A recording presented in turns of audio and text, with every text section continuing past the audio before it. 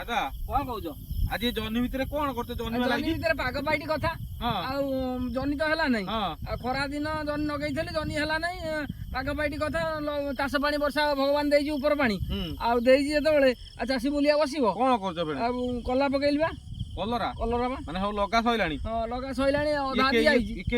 ଇଏ ଦିଟା ମଞ୍ଜି ଲାଗିବ? ଏ ଦିଟା ଲାଗିବ ବା ଦାମିକିଆ ମଞ୍ଜି। ଦାମିକିଆ ମଞ୍ଜି ଇଏ କେତେ ଟଙ୍କା ମଞ୍ଜି ଦାମିକି? ଏ ମଞ୍ଜିର 300 ଟଙ୍କା। ଇଏ କେତେ ଗ୍ରାମ କୁ? ଇଏ 10 ଗ୍ରାମ 10 ଗ୍ରାମ କୁ 300 ଟଙ୍କା? 300 ଟଙ୍କା 10 ଗ୍ରାମ ମଞ୍ଜି 10 ଗ୍ରାମ ମଞ୍ଜି 300 ଟଙ୍କା। ଲଗେଇଲେ ଆମ ଭାଇ ଦେଖିବା ଆମେ କଣ କରିବା ଆଉ ଉପାୟ ନାହିଁ ଆଉ।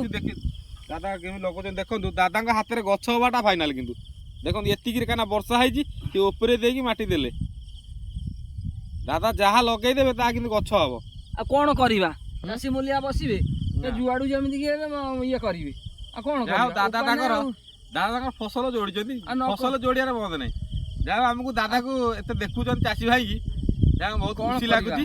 ଆଜ୍ଞା ଆମେ ତରଫରୁ